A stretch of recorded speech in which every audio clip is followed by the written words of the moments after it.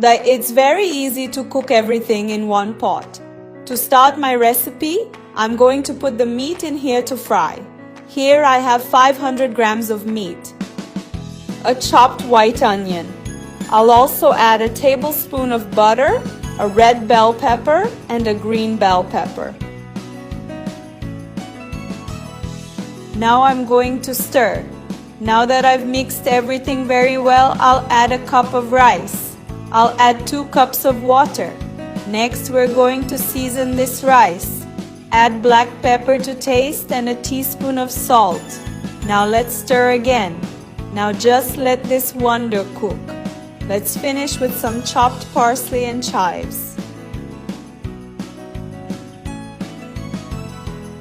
Because this will make our rice even tastier.